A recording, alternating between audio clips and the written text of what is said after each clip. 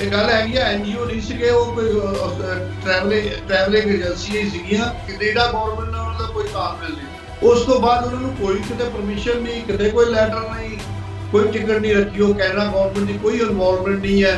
ਇਹ ਏਜੰਸੀਆਂ ਜਿਹੜੀਆਂ ਕਰ ਰਹੀ ਆ, ਜਿਹੜੀ ਕੁਝ ਪ੍ਰਾਈਜ਼ ਰੱਖੀ ਸੀ ਉਹਨਾਂ ਨੇ, ਕਹਿੰਦੇ ਜੀ ਮਿਲ ਕੇ ਕੁਝ ਕੈਨੇਡੀਅਨਸ ਐਨਜੀਓ, ਕੁਝ ਇੰਡੀਆ ਦੇ ਵਿੱਚ ਰਹਿ ਕੇ ਉਹਨਾਂ ਨੇ ਇਕੱਠਾ ਇੱਕ ਉਪਰਾਲਾ ਕੀਤਾ ਸੀ, ਜਿਹਦੇ ਵਿੱਚ ਉਹਨਾਂ ਨੇ ਵੀ $2,000 ਦੀ ਟਿਕਟ, ਔਰ ਕੋਈ ਜਰਮਨ ਕੰਪਨੀ ਸੀ ਉਹਨਾਂ ਨਾਲ ਟਾਈ ਅਪ ਕਰਕੇ ਉਹਨਾਂ ਨੇ ਕਿਹਾ ਸੀ ਅਸੀਂ ਫਲਾਈਟਾਂ ਸਿੱਧੀਆਂ ਚਲਾਵਾਂਗੇ। ਪਰਮਾਨੈਂਟ ਰੈਜ਼ੀਡੈਂਟ ਜਿਹੜੇ ਉਹ ਫੀਲ ਕਰਦੇ ਆ ਕਿ ਸ਼ਾਇਦ ਸਾਨੂੰ ਇਗਨੋਰ ਕੀਤਾ ਜਾਂਦਾ ਨਹੀਂ, ਪਰ ਜਿਹੜੀਆਂ ਵਿੱਚ ਥਰਡ ਪਾਰਟੀਆਂ ਇਨਵੋਲਵ ਕੀਤੀਆਂ ਉਹਦੇ ਚੋਂ ਹੋਰ ਕਈ ਨਿਕਲ ਆਈਆਂ ਥਰਡ ਪਾਰਟੀਆਂ ਜਿਹੜੀਆਂ ਕੋਸ਼ਿਸ਼ ਕਰਦੀਆਂ ਸੀ ਕਿ ਅਸੀਂ ਵੀ ਕਰ ਲਈਏ, ਕਿਉਂਕਿ ਵਿੱਚ ਕਈ ਹੋਰ ਐਵੇਂ ਇੱਧਰ ਉੱਧਰ ਦੀਆਂ ਏਜੰਸੀਆਂ ਵਿੱਚ ਆ ਕੇ ਦੌੜ ਕੇ ਵਿੱਚ ਵੜ ਗਈਆਂ ਸੀ।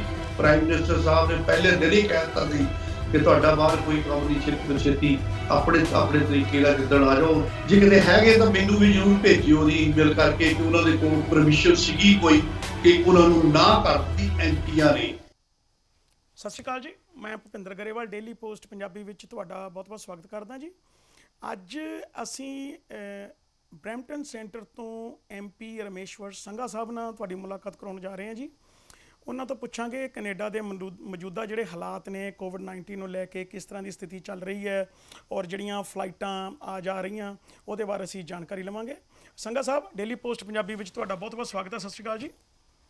ਗਰੇਵਾਲ ਸਾਹਿਬ, ਤੁਹਾਨੂੰ, ਤੁਹਾਡੀ ਸਾਰੀ ਟੀਮ ਨੂੰ ਤੇ ਤੁਹਾਡੇ ਸਾਰੇ ਸਰੋਤਿਆਂ ਨੂੰ ਬਹੁਤ-ਬਹੁਤ ਪਿਆਰ ਭਰੀ ਸਤਿ ਸ਼੍ਰੀ ਅਕਾਲ ਜੀ। ਸੰਘਾ ਸਾਹਿਬ, ਸਭ ਤੋਂ ਪਹਿਲਾਂ ਤਾਂ ਜੀ ਇਹ ਜਿਹੜੀ ਕਰੋਨਾ ਮਹਾਮਾਰੀ ਚੱਲ ਰਹੀ ਹੈ ਇਹਦੇ ਬਾਰੇ ਜਾਣਕਾਰੀ ਦਿਓ। ਕਿਸ ਤਰ੍ਹਾਂ ਦੀ ਸਥਿਤੀ ਹੈ ਜੀ ਅੱਜ ਦੇ ਟਾਈਮ 'ਚ ਕੈਨੇਡਾ ਦੇ ਵਿੱਚ? ਕਰੋਨਾ ਦੇਖੋ ਵਰਲਡ ਵਾਈਡ ਸਾਰੇ ਦੁਨੀਆ ਦੇ ਉੱਤੇ ਇਹਦਾ ਤਾਂ ਮਹਾਮਾਰੀ ਚੱਲ ਰਹੀ ਹੈ ਜੀ। ਇਹਦਾ ਕੋਈ ਖਤਰਨਾਕ ਬਿਮਾਰੀ ਹੈ, ਕੋਈ ਛੋਟੀ ਜਿਹੀ ਗੱਲ ਤੇ ਹੈ ਨਹੀਂ। ਇਹ ਹੈ ਤੇ ਬਹੁਤ ਵੱਡੀ ਹੈ ਇਹ, ਤੇ ਕੈਨੇਡਾ ਨੇ ਇਹਨੂੰ ਬੜਾ ਸੀਰੀਅਸ ਲਿਆ, ਔਰ ਕੈਨੇਡਾ ਦੇ ਸਾਰੇ ਕੈਨੇਡੀਅਨਸ ਨੇ ਵੀ ਬੜਾ ਸੀਰੀਅਸ ਲਿਆ ਜੀ ਇਸ ਗੱਲ ਨੂੰ। ਔਰ ਸਾਡੇ ਇਸ ਵੇਲੇ ਦੇਖਿਆ ਜਾਵੇ ਅੱਜ ਦੇ ਦਿਨ ਦੇ ਵਿੱਚ ਅਸੀਂ ਇਹ ਤੋਂ ਥੋੜੀ ਜਿਹੀ ਹਾਲਤ ਵਿੱਚ ਨਿਜਾਤ ਪਾ ਚੁੱਕੇ ਹਾਂ। ਥੋੜਾ ਜਿਹਾ ਇਹ ਤੇ ਕੰਟਰੋਲ ਸਾਡਾ ਹੈਗਾ ਜੀ। ਤੇ ਜਿਹੜੇ ਸਾਡੇ ਐਕਸਪਰਟ ਹੈਗੇ, medicals and doctor experts and ਜਿਹੜੇ ਸਾਇੰਸਦਾਨ ਆ, ਜਾਂ ਸਾਡੇ ਡਾਟੇ ਵੀ ਦੱਸ ਰਹੇ ਆ ਸਾਨੂੰ, ਜਿਹੜਾ ਐਵੀਡੈਂਸ ਹੈਗਾ ਕਿ ਅਸੀਂ ਕਾਫੀ ਇਹਦੇ ਤੇ ਹੁਣ ਠੀਕ ਤਰ੍ਹਾਂ ਹੋ ਰਿਹਾ ਕੰਟਰੋਲ, ਤੇ ਲੱਗਦਾ ਇਹਦੇ ਵਿੱਚ ਅਸੀਂ ਇਹਨੂੰ ਠੀਕ ਕਰ ਲਾਂਗੇ। ਕਾਫੀ ਸਾਰੇ ਬਿਜ਼ਨੈਸਿਸ ਸ਼ੁਰੂ ਕਰ ਦਿੱਤੇ ਗਏ ਆ, ਮੇਜਰ ਬਿਜ਼ਨੈਸਿਸ ਜਿਹੜੇ ਆ। ਪਹਿਲਾਂ ਸਿਰਫ ਐਸੈਂਸ਼ੀਅਲ ਬਿਜ਼ਨਸ ਸਾਡੇ ਚੱਲਦੇ ਸੀ, ਬਾਕੀ ਸਭ ਬੰਦ ਸੀਗਾ।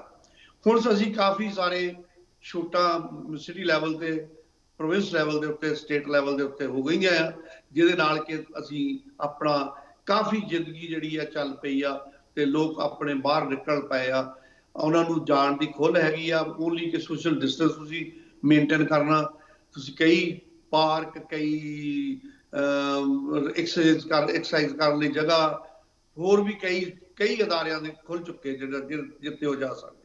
ਤੇ ਇਹਦੇ ਵਿੱਚ ਜੀ ਜੇ ਗੱਲ ਕੀਤੀ ਜਾਵੇ, ਜਿਵੇਂ ਤੁਸੀਂ ਕਿਹਾ ਵੀ ਕਈ ਬਿਜ਼ਨੈਸਿਸ ਖੁੱਲ੍ਹ ਗਏ ਨੇ, ਦੂਸਰੇ ਇਹਦੇ ਵਿੱਚ ਜਿਵੇਂ ਮਾਲ ਵਗੈਰਾ ਨੇ, ਜਿਵੇਂ ਇੱਥੇ ਵੀ ਕਿਹਾ ਜਾਂਦਾ ਇੰਡੀਆ ਦੇ ਵਿੱਚ ਜਾਂ ਵਰਲਡ ਦੇ ਵਿੱਚ, ਕਾਫੀ ਉਹਨਾਂ ਨੇ ਕਿਹਾ ਵੀ ਸੇਫ ਡਿਸਟੈਂਸ ਦੇ ਵਿੱਚ ਰਹਿ ਕੇ, 1-2 ਮੀਟਰ ਦੀ ਦੂਰੀ ਦੇ ਵਿੱਚ, ਜਿੱਥੇ ਭਾਰੀ ਇਕੱਠ ਦੇਖਣ ਨੂੰ ਮਿਲਦਾ ਉਹਨਾਂ ਨੂੰ ਹਾਲੇ ਤੱਕ, ਚਾਹੇ ਉਹ ਥੀਏਟਰਸ ਹੋਣ ਚਾਹੇ ਮਾਲਸ ਹੋਣ, ਇੱਥੇ ਕਿਸ ਤਰ੍ਹਾਂ ਦਾ ਮਤਲਬ ਇਹ ਵੀ ਖੁੱਲ੍ਹ ਗਏ ਕਿ ਨਹੀਂ? ਇਹਨੂੰ ਹਾਲੇ ਟਾਈਮ ਆ ਜੀ? ਨਹੀਂ ਜੀ, ਇਹਨੂੰ ਹਲੇ ਟਾਈਮ ਲੱਗੂਗਾ।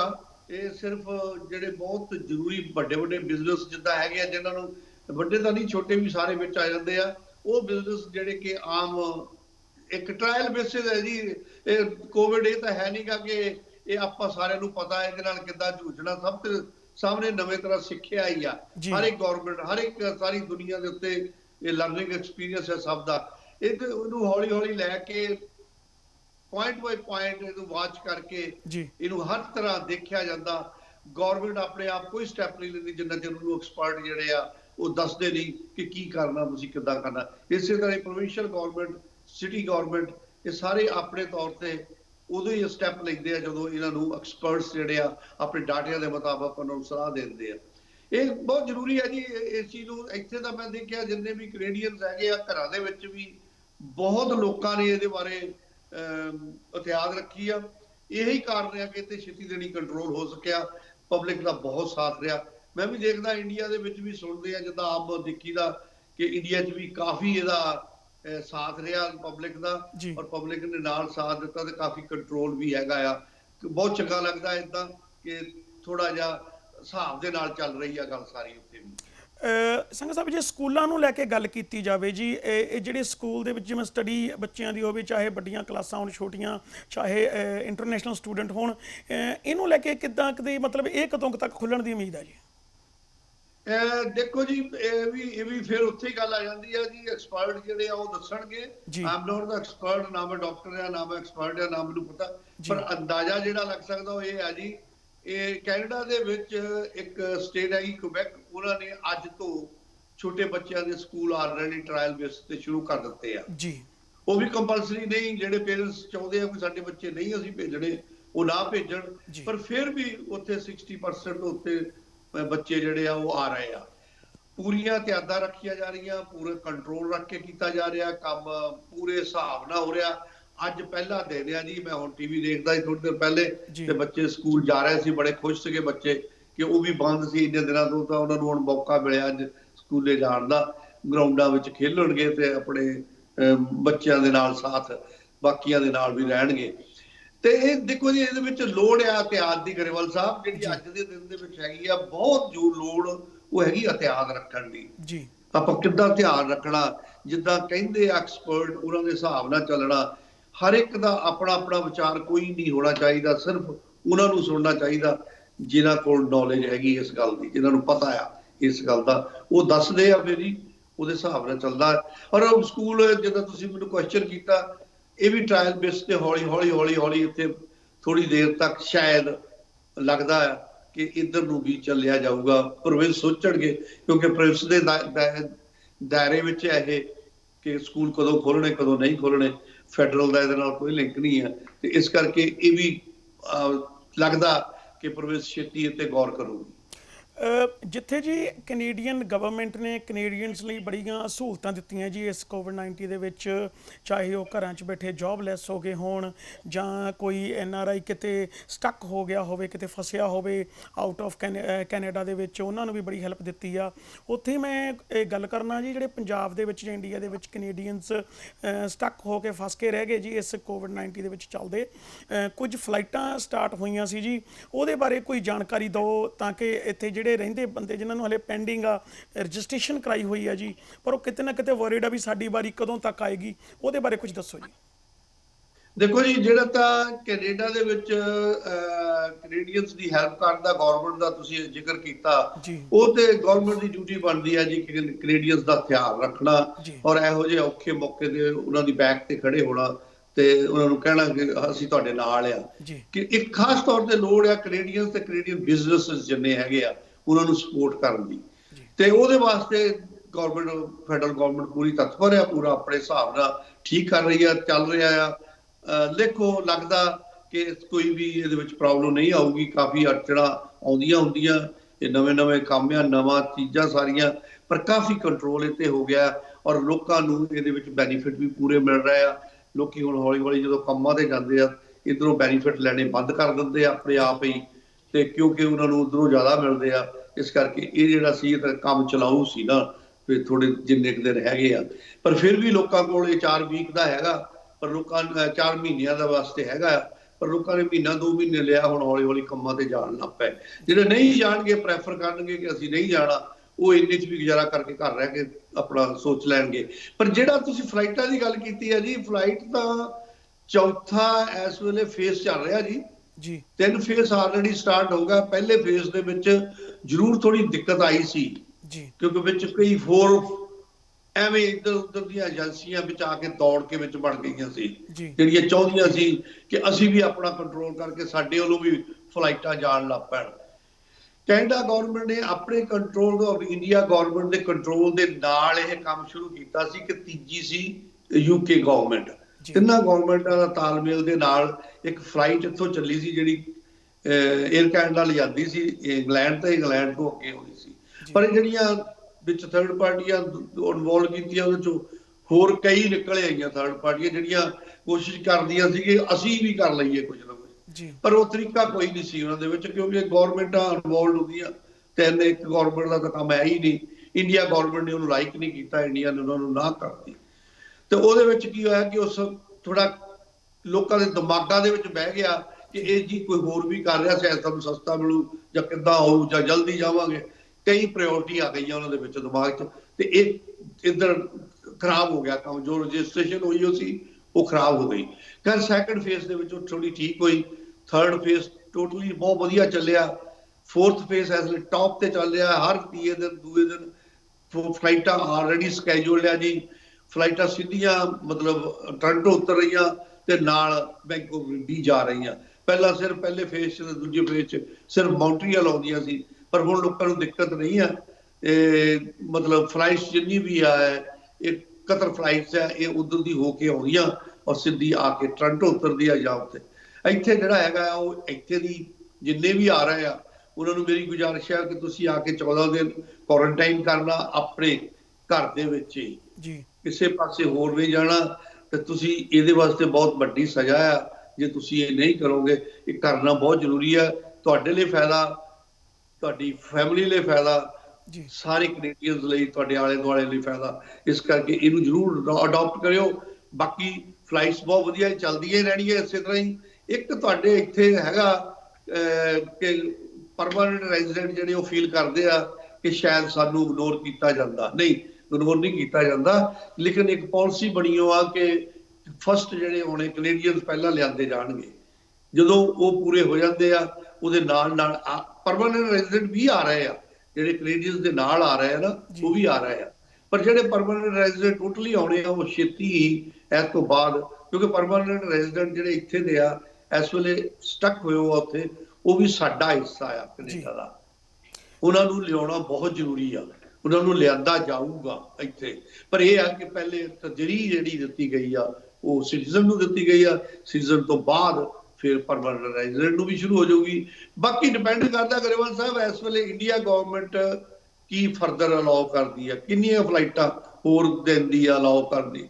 ਇੱਥੋਂ ਉਹਨਾਂ ਨੂੰ ਵੀ ਬੜੀ ਦਿੱਕਤ ਹੈ ਜੀ। ਐਡੇ ਵੱਡੇ ਏਅਰਪੋਰਟ ਦੇ ਵਿੱਚ ਇੱਕ ਟਰਮੀਨਲ ਖੋਲ ਕੇ ਰੱਖਣਾ ਜਾਂ 2 ਟਰਮੀਨਲ ਖੋਲਣੇ ਔਰ ਉਹਦੇ ਉੱਤੇ ਸਾਰਾ ਇੰਤਜ਼ਾਮ ਉਸੇ ਦੇ ਲਾਉਣਾ, ਸਾਰੇ ਏਅਰਪੋਰਟ ਦਾ ਖਰਚਾ ਪੈਂਦਾ ਤੇ ਚੱਲਣੇ 2 ਟਰਮੀਨਲ। ਇਹ ਬੜਾ ਵੱਡੀ ਦਿੱਕਤ ਹੈ ਜੀ। ਉਹ ਟਾਰਮੈਕ ਉਹੀ ਪੂਰਾ ਰਨਵੇ ਪਏ ਆ, ਯੂਜ਼ ਨਹੀਂ ਹੋ ਰਿਹਾ ਤੇ ਲਾਸ ਕਿੰਨਾ ਹੁੰਦਾ ਹੈ ਸਾਰੀਆਂ ਚੀਜ਼ਾਂ ਦਾ। ਇਸ ਵੇਲੇ ਇੰਡੀਆ ਗਵਰਨਮੈਂਟ ਵੀ ਮੇਰੇ ਖਿਆਲ ਤਤਪਰ ਹੋਊਗੀ ਕਿ ਛੇਤੀ ਤੋਂ ਛੇਤੀ ਹੋਰ ਫਲਾਈਟਾਂ ਅਲਾਓ ਕੀਤੀਆਂ ਜਾਣ। ਉਸੇ ਤਰ੍ਹਾਂ ਫਿਰ ਵਾਧੂ ਫਲਾਈਟਾਂ ਚੱਲ ਪੈਣੀਆਂ ਜੀ। ਇਹ ਥੋੜਾ ਜਿਹਾ ਇਹ ਦਿੱਕਤਾਂ ਹੈਗੀਆਂ।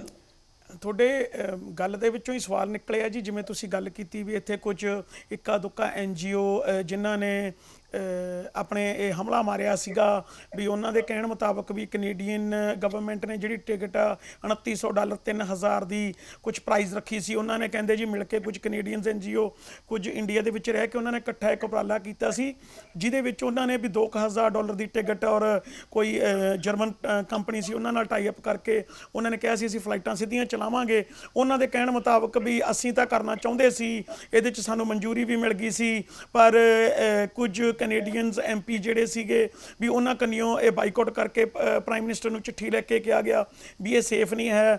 ਉਹ ਕਹਿੰਦੇ ਵੀ ਇਹਨਾਂ ਦੀਆਂ ਫਲਾਈਟਾਂ ਵੀ ਤਾਂ ਬਾਇਆ ਇੰਗਲੈਂਡ ਜਾਂ ਬਾਇਆ ਯੂਰਪ ਔਰ ਅਰਬ ਕੰਟਰੀਆਂ ਦੇ ਵਿੱਚ ਦੀ ਆਉਂਦੀ ਆ, ਤੇ ਉਹਨਾਂ ਦਾ ਵੀ ਇਹ ਸਵਾਲ ਚੱਕਿਆ ਸੀ। ਇਹਦੇ ਬਾਰੇ ਤੁਸੀਂ ਕੀ ਵੈਸੇ?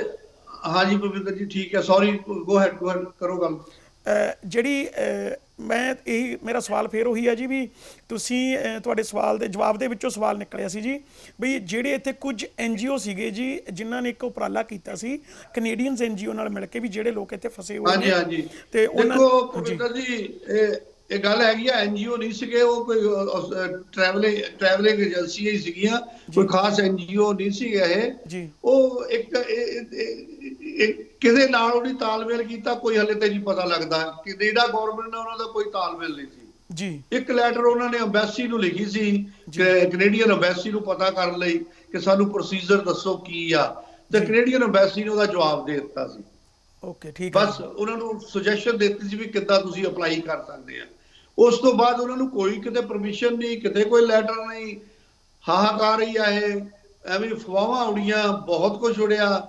ਪੈਸੇ ਦੀ ਗੱਲ ਕੈਨੇਡਾ ਗਵਰਨਮੈਂਟ ਨੇ ਕੋਈ ਫੀਸ ਨਹੀਂ ਰੱਖੀ, ਉਹ ਕੋਈ ਟਿਕਟ ਨਹੀਂ ਰੱਖੀ, ਉਹ ਕੈਨੇਡਾ ਗਵਰਨਮੈਂਟ ਦੀ ਕੋਈ ਇਨਵੋਲਵਮੈਂਟ ਨਹੀਂ ਹੈ। ਇਹ ਏਜੰਸੀਆਂ ਜਿਹੜੀਆਂ ਕਰ ਰਹੀ ਆ, ਜਿਹੜੀ ਟਰੈਵਲ ਏਜੰਸੀ ਆ ਉਹਨਾਂ ਨੇ ਕੀਤਾ ਆ। ਉਹਨਾਂ ਨੇ ਕਤਰ 에ਅਰਲਾਈਨ ਨਾਲ ਮਿਲ ਕੇ ਪਹਿਲਾਂ 에ਅਰ ਇੰਡੀਆ ਦੇ ਨਾਲ ਸੀ, ਜੀ ਹੁਣ ਕਿਉਂਕਿ ਕਤਰ ਦੇ ਥਰੂ ਆਉਂਦੀ ਆ ਫਲਾਈਟ, ਉਹ ਸਿੱਧੀ ਆ ਜਾਂਦੀ ਇੱਥੇ। ਉੱਥੋਂ 2 ਥਾਈ ਕਰਨੀ ਪੈਂਦੀ ਸੀ, ਪਹਿਲਾਂ ਇੰਗਲੈਂਡ ਜਾਓ, ਇੰਗਲੈਂਡ ਤੋਂ 에ਅਰ ਕੈਨੇਡਾ ਜਾਂਦਾ ਸੀ। ਹੁਣ ਇਹ ਕਤਰ 에ਅਰਲਾਈਨਸ ਪਹਿਲਾਂ ਤੋਂ ਹੀ ਆਉਂਦੀ ਆ, ਉਸੇ ਤਰ੍ਹਾਂ ਹੀ ਉਹ ਲਿਆ ਰਹੀ ਹੈ। ਕਿਤੇ ਉਹਨਾਂ ਕੋਲ ਕੋਈ ਪਰਮਿਸ਼ਨ ਹੁੰਦੀ ਤਾਂ ਸਾਨੂੰ ਤਾਂ ਉਹ ਜੀਣ ਵੀ ਨਾ ਦਿੰਦੇ ਅੱਜ ਤਾਈਂ। ਉਹਨਾਂ ਕੋਲ ਕਿਤੇ ਕੋਈ ਪਰਮਿਸ਼ਨ ਨਹੀਂ, ਝੂਠ ਦੇ ਪਲੰਦੇ ਸੀਗੇ, ਕਿਤੇ ਕੋਈ ਗੱਲ ਨਹੀਂ ਸੀਗੀ, ਕੋਈ ਕਿਤੇ ਹੈ ਨਹੀਂਗਾ, ਕੋਈ ਇਦਾਂ ਦੀ ਇੰਨੀਆਂ ਅਫਵਾਹਾਂ ਸੀਗੀਆਂ। ਪਲੀਜ਼ ਇਹਨਾਂ ਅਫਵਾਹਾਂ ਤੋਂ ਮੈਂ ਇੱਥੇ ਸਾਰਿਆਂ ਨੂੰ ਰਿਕੁਐਸਟ ਕਰੂੰਗਾ, ਬਚ ਕੇ ਰਹੋ। ਇਹ ਜਿਹੜੀਆਂ ਇਦਾਂ ਦੀਆਂ ਅਫਵਾਹਾਂ ਆਉਂਦੀਆਂ, ਇਹ ਅਲਟੀਮੇਟਲੀ ਇਹਦੇ ਨਾਲ ਇੰਨਾ ਫਰਕ ਪਿਆ ਜੀ ਕਿ ਪਹਿਲਾ ਫੇਸ ਸਾਡਾ ਉਹ ਤਾਰਪੀਡ ਹੋ ਗਿਆ, ਦੂਜੇ ਫੇਸ ਦੇ ਵਿੱਚ ਵੀ ਲੋਕਾਂ ਨੇ ਕੱਟ ਕੇ ਆਸ ਕੀਤੀ ਕਿ ਦੂਜੇ ਪਾਸੇ ਨੂੰ ਚਲੀਏ, ਕੋਈ ਹੋਰ ਕਿਸੇ ਨੂੰ ਦੇਖਦੇ ਆ ਜੀ, ਆਹ ਫਲਾਈਟਾਂ ਛੱਡ ਦਿੰਦੇ ਆ। ਉਹਦੇ ਨਾਲ ਬਹੁਤ ਲੋਕਾਂ ਦਾ ਨੁਕਸਾਨ ਹੋਇਆ। ਅਫਵਾਹਾਂ ਤੋਂ ਬਚ ਕੇ ਰਹੋ। ਇਹ ਜਿਹੜੀਆਂ ਅਫਵਾਹਾਂ ਆ, ਇਹ ਰਿਊਮਰਸ ਜਿਹੜੀਆਂ ਆ, ਅੱਜ ਦੇ ਦਿਨ 'ਚ ਫੇਸਬੁੱਕ ਤੇ ਜਾਂ ਤੁਸੀਂ YouTube ਤੇ ਛੋਟੇ ਛੋਟੇ ਜਿਹੜੇ ਬਣਾਉਂਦੇ ਆ, ਉਹਨਾਂ ਦੀਆਂ ਸੀਗੀਆਂ। ਕਿਤੇ ਚੰਗੇ ਮੀਡੀਆ ਦੇ ਵਿੱਚ ਜਿਹੜਾ ਤੁਹਾਡੇ ਵਰਗੇ ਹੈਗੇ, ਇਹਨਾਂ ਦੇ ਕਿਤੇ ਨਹੀਂ ਕੋਈ ਇੱਦਾਂ ਦੀਆਂ ਖਬਰਾਂ ਆਈਆਂ। ਜੇ ਆਈਆਂ ਹੋਣਗੀਆਂ ਤਾਂ ਉਹਨਾਂ ਕੋਲ ਜ਼ਰੂਰ ਸਬੂਤ ਹੋਣਗੇ। ਜੇ ਕਿਤੇ ਹੈਗੇ ਤਾਂ ਮੈਨੂੰ ਵੀ ਜ਼ਰੂਰ ਭੇਜਿਓ ਉਹਦੀ ਈਮੇਲ ਕਰਕੇ ਕਿ ਉਹਨਾਂ ਦੇ ਕੋਲ ਪਰਮਿਸ਼ਨ ਸੀਗੀ ਕੋਈ, ਕਿ ਉਹਨਾਂ ਨੂੰ ਨਾ ਕਰ ਦਿੱਤੀ ਐਮਪੀਆਂ ਨੇ। ਉਹ ਪਰਮਿਸ਼ਨ ਕਿਤੇ ਮਿਲੇ ਨਾ ਸਾਨੂੰ ਜ਼ਰੂਰ ਭੇਜੋ। ਤੇ ਉਹਨਾਂ ਨੂੰ ਮੈਂ ਕੀਤਾ ਆਲਰੇਡੀ ਕਿਹਾ, ਦੱਸਿਆ ਵੀ ਜੇ ਤੁਹਾਨੂੰ ਕੋਈ ਲੋੜ ਹੋਈ ਆਪਾਂ ਕੋਵਿਡ ਖਤਮ ਹੋ ਲੈਣ ਦਿਓ, ਫਿਰ ਉਸ ਤੋਂ ਬਾਅਦ ਆਪਾਂ ਇਕੱਠੇ ਨਾ ਸਾਰੇ ਇੱਕ ਦੂਜੇ ਨਾਲ ਗੱਲ ਕਰਕੇ ਇਹਨੂੰ ਹੱਲ ਕਰਾਂਗੇ ਕਿ ਕੌਣ ਕਿਹਦੀ ਕਿੱਥੇ ਗਲਤੀ ਕੀ ਹੈਗੀ। ਅੱਜ ਦੇ ਦਿਨ 'ਚ ਇਹਨੂੰ ਆਪਾਂ ਸਿਰਫ ਇਹੀ ਆ ਕਿ ਜਿਹੜੇ ਇੱਥੋਂ ਆਉਣੇ ਚਾਹੁੰਦੇ ਆਪਣੇ ਆਪ ਨੂੰ ਰਜਿਸਟਰ ਕਰੋ, ਰਜਿਸਟਰ ਕਰਕੇ ਆਪਣੇ ਨਾਂ ਦਿਓ, ਹਾਈ ਕਮਿਸ਼ਨ ਨਾਲ ਲਿੰਕ ਰੱਖੋ। ਇੱਥੇ ਕੈਨੇਡੀਅਨ ਹਾਈ ਕਮਿਸ਼ਨ ਨਾਲ ਉਹ ਜਿਹੜੀ ਏਜੰਸੀ ਕੈਨੇਡੀਅਨ ਹਾਈ ਕਮਿਸ਼ਨ ਦੀ ਆ, ਉਹ ਤੁਹਾਨੂੰ ਤਾਲਮੇਲ ਕਰੂਗੀ। ਜਿਸ ਵੇਲੇ ਤੁਹਾਨੂੰ ਈਮੇਲ ਆ ਜਾਂਦੀ ਆ, ਉਹਨੇ ਤੁਹਾਨੂੰ ਡੇਟ ਦੇ ਦੇਣੀ ਆ ਕਿੱਦਣ ਆਉਣਾ, ਕਿੱਥੋਂ ਚੜ੍ਹਨਾ। ਅੰਮ੍ਰਿਤਸਰ ਤੋਂ ਸਿੱਧੀਆਂ ਫਲਾਈਟਾਂ ਆ ਰਹੀਆਂ, ਕੋਈ ਦਿੱਕਤ ਨਹੀਂ ਆ। ਬਹੁਤ ਸੋਹਣੀ ਤਰ੍ਹਾਂ ਬੁਕਿੰਗ ਚੱਲ ਰਹੀ ਆ, ਬਹੁਤ ਸੋਹਣੀ ਤਰ੍ਹਾਂ ਹੋ ਰਿਹਾ, ਕੋਈ ਇਹਦੇ ਵਿੱਚ ਦਿੱਕਤ ਨਹੀਂ ਆ। ਸਾਨੂੰ ਤਾਂ ਸਿੱਧੀਆਂ ਈਮੇਲਾਂ ਆ ਜਾਂਦੀਆਂ, ਇਹਦੇ ਕੋਈ ਪ੍ਰੋਬਲਮ ਹੋਵੇ। ਮੈਂ ਅੱਗੇ ਵੀ ਕਿਹਾ ਆ, ਅੱਜ ਵੀ ਕਹਿੰਦਾ, ਕਿਸੇ ਨੂੰ ਕੋਈ ਦਿੱਕਤ ਹੈਗੀ ਆ, ਉਹ ਸਿੱਧੀ ਈਮੇਲ ਮੈਨੂੰ ਲਿਖੋ, ramesh.sangha@parl.gc.ca।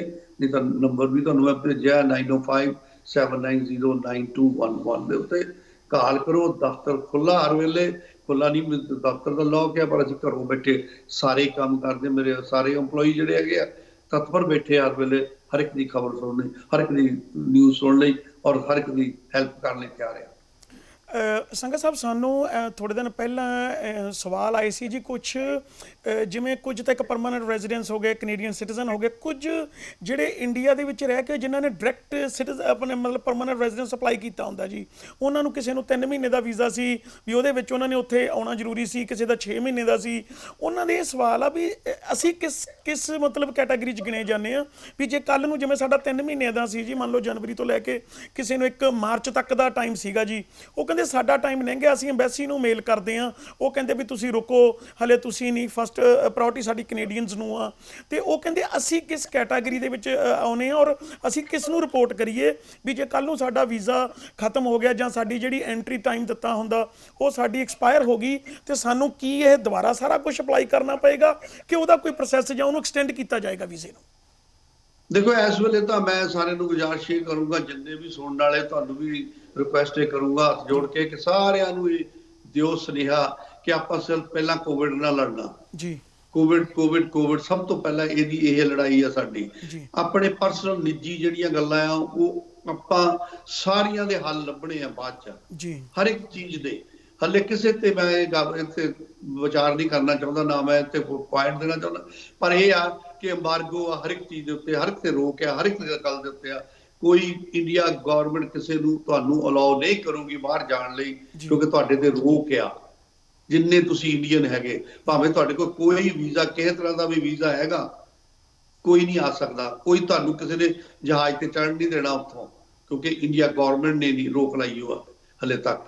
ਜਦੋਂ ਇਹ ਸਾਰੀਆਂ ਚੀਜ਼ਾਂ ਖੁੱਲ ਗਈਆਂ, ਉਸ ਤੋਂ ਬਾਅਦ ਕਿੱਦਾਂ ਆਪਾਂ ਕਰਨਾ, ਕਿੱਦਾਂ ਚੱਲਣਾ, ਤੇ ਇਹ ਸਾਰੇ ਕੰਮ ਜਿਹੜੇ ਆ ਇਹ ਆਪੇ ਆਪਣੇ ਆਪ ਸੇਧੁਕਾ ਹੋ ਜਾਣੀ ਆ। ਔਰ ਹਰ ਇੱਕ ਨੂੰ ਉਹਦੇ ਬਾਰੇ ਉਹਦਾ ਧਿਆਨ ਰੱਖਿਆ ਜਾਊਗਾ। ਮੈਂ ਇੰਨਾ ਯਕੀਨ ਦਵਾਉਣਾ ਕਿ ਕੋਈ ਕਿਸੇ ਨੂੰ ਪਰੇਸ਼ਾਨੀ ਨਹੀਂ ਹੋਊਗੀ, ਪਰ ਇਹਨਾਂ ਹਾਲਤਾਂ ਦੇ ਵਿੱਚ ਦੀ ਲੰਘਦੇ ਪਰੇਸ਼ਾਨੀਆਂ ਤਾਂ ਹੈਗੀਆਂ ਹੀ ਆ, ਉਹ ਆਪਾਂ ਨੂੰ ਸਹਿਣੀਆਂ ਪੈਣੀਆਂ। ਤੇ ਸਾਰੇ ਰਲ ਮਿਲ ਕੇ ਹਮਲਾ ਮਾਰ ਰਹੇ ਆ, ਇਸੇ ਤਰ੍ਹਾਂ ਹੀ ਕਰਦੇ ਰਹੀਏ। ਇੱਥੇ ਵੀ ਤੁਸੀਂ ਵਧੀਆ ਕਰ ਰਹੇ ਆ, ਇੱਥੇ ਬਹੁਤ ਸੋਹਣਾ ਹੋ ਰਿਹਾ।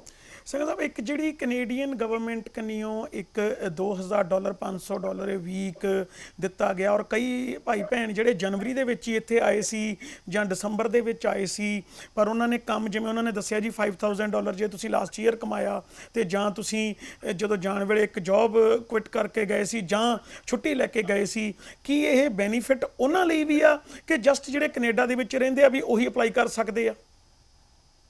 ਦੇਖੋ ਜੀ, canada.ca ਤੇ ਜਾ ਕੇ ਪਹੁੰਚੋ, ਦੇਖੋ ਜੀ, ਸਭ ਕੁਝ ਉੱਥੋਂ ਮਿਲ ਜਾਊਗਾ ਜੀ। ਜੇ ਕਿਸੇ ਨੂੰ ਕੋਈ ਕਿਸੇ ਤਰ੍ਹਾਂ ਦੀ ਦਿੱਕਤ ਆਉਂਦੀ ਆ, ਲੱਗਦਾ ਕਿ ਤੁਹਾਨੂੰ ਬਹੁਤ ਵੱਡੀਆਂ ਪ੍ਰੋਬਲਮਾਂ, ਬਹੁਤ ਬੜੇ ਕੁਐਸਚਨ ਆਉਂਦੇ ਆ ਜੀ, ਇੱਕ ਆ ਤੁਹਾਡੀਆਂ ਗੱਲਾਂ ਜਿਹੜੀਆਂ ਬੜੀਆਂ ਚੰਗੀਆਂ ਆ, ਇਹਨਾਂ ਦੇ ਵਿੱਚੋਂ ਇੱਕ ਨਹੀਂ ਸੈਂਕੜੇ ਹਜ਼ਾਰਾਂ ਕੁਐਸਚਨ ਨਿਕਲਦੇ ਆ ਜੀ। ਇੱਕ ਸਾਰਿਆਂ ਦਾ ਜਵਾਬ ਦੇਣਾ ਇੱਥੇ ਸੌਖਾ ਨਹੀਂ ਹੈ, ਪਰ ਤੁਸੀਂ ਇਹ ਜ਼ਰੂਰ ਹੈ ਕਿ ਉਹਨੂੰ ਆਪਣੀ ਜਿਹੜੀ ਪਰਸਨਲ ਜਿਹੜੀ ਤੁਹਾਡੀ ਹੈਗੀ ਉਹਨੂੰ ਛੋਟੀ ਨਾ ਸਮਝੋ।